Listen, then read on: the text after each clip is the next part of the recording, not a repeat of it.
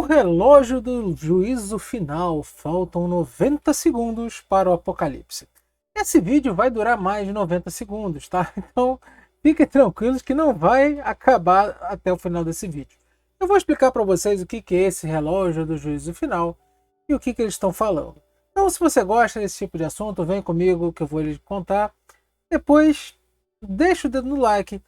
O seu like ajuda bastante ao canal a ser divulgado nessa plataforma aqui, que é difícil, né? É difícil, tem muita coisa, muita concorrência, então se você gosta de conteúdo como esse, deixa o like.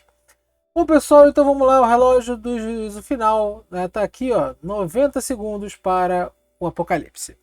O relógio é considerado uma boa ideia, de marketing para fomentar discussões sobre eventos catastróficos, mas não uma medida exata. Pois é, né? No caso, isso aí, eles falam, que cada negócio desse daqui, um tempo relacionado ao tempo de vida, com que os humanos estão no planeta. Então, eles falam que importante grupo de cientistas nucleares, do tal aí atômico, não sei o que, anunciou que o fim do mundo está mais próximo, por causa de um potencial apocalipse, no caso do relógio do juízo final. Esse apocalipse seria por causa de uma guerra nuclear, por causa de uma guerra nuclear.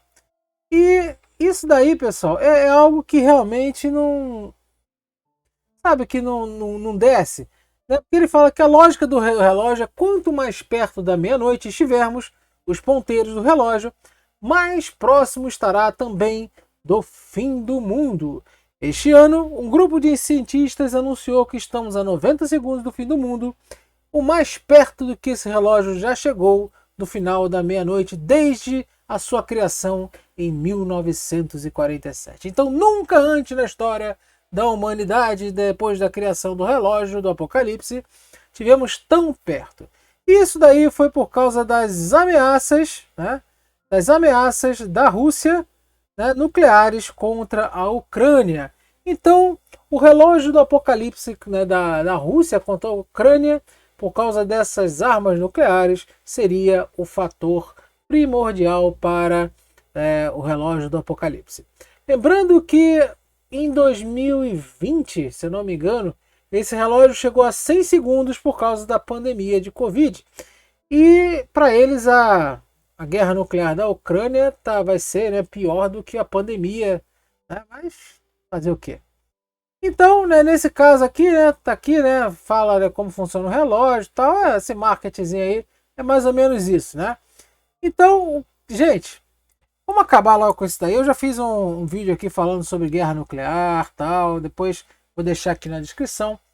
O grande problema de uma detonação nuclear é o raio de atuação. O raio de atuação de uma bomba nuclear, de uma ogiva nuclear, ele depende da sua do seu tamanho, no caso. Então vou deixar aqui que isso aqui é outra coisa, tá? Então cada arma nuclear ela tem o seu raio de destruição. E o raio de destruição ele vai te dar aquela destruição local. Então alguns poucos quilômetros, alguns poucos metros, assim, você tem quanto mais perto da área de detonação, pior vai ser essa catástrofe.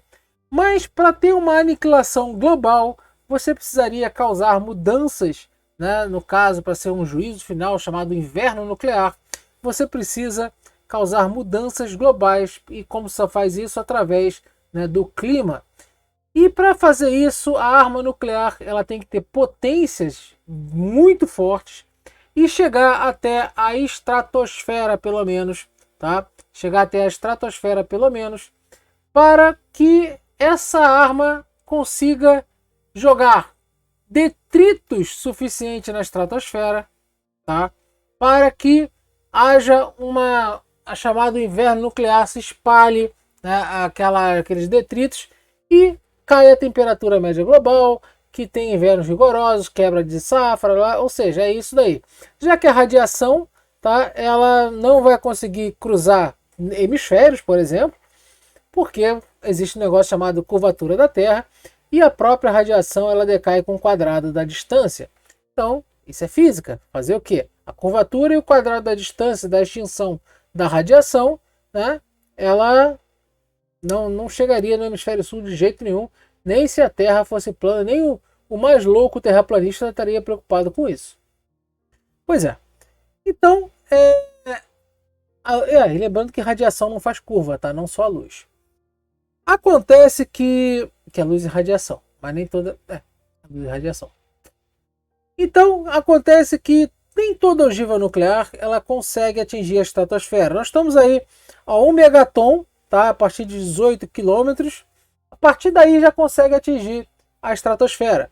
Só que 18 quilômetros, ela é vamos dizer que é uma detonação forte, tá? Bastante forte, mas que não jogaria tanta coisa assim na estratosfera.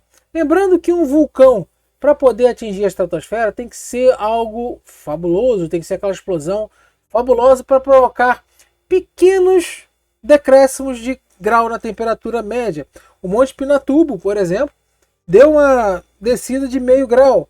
Ou então aquela explosão fabulosa, né, do Krakatoa também teve. E teve um ano sem verão causado por um vulcão também. Tá? Então, nessas situações, nós estamos falando de vulcões com erupções muito fortes.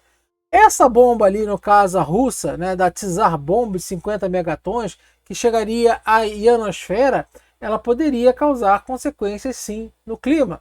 Só que não consequências assim de provocar aquele inverno nuclear, né, estrondoso. Ah, mas se os Estados Unidos usasse a Castle Rock, né, que vai a 30 quilômetros, e a Rússia usasse a Tsar Bomb, tal, aí poderia ter, sim, de repente umas 20 dessas aí de cada um, poderia até trazer alguma coisa. Só que eles têm não sei quantas mil ogivas nucleares. Sim, só que essas ogivas nucleares que são muito grandes, entre aqueles mísseis balísticos intercontinental, ou então de avião, vem aquele monstro, elas são facilmente abatidas pelas defesas antiaéreas de hoje em dia. Tá? Então, a grande maioria desses países desenvolvidos possuem essas defesas que vão conseguir interceptar essas ogivas, que elas são lentas.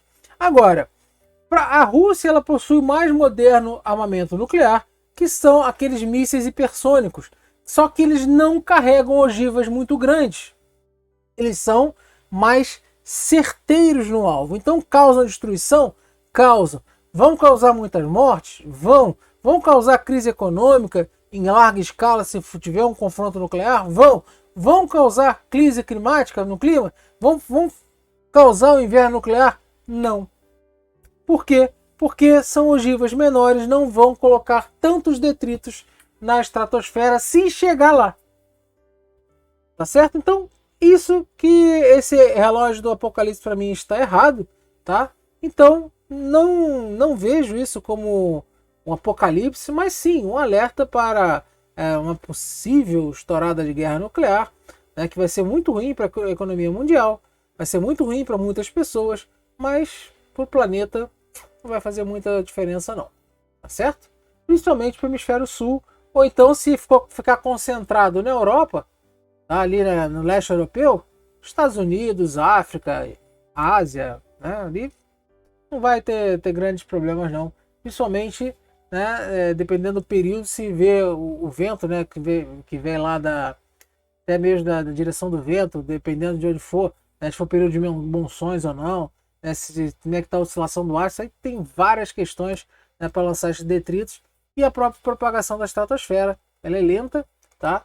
E pode, né, cruzar, ela vai cruzando, né, o globo, mas assim, não vejo grandes problemas a níveis globais de uma guerra nuclear, como estamos falando do clima. Economicamente é o caos, beleza?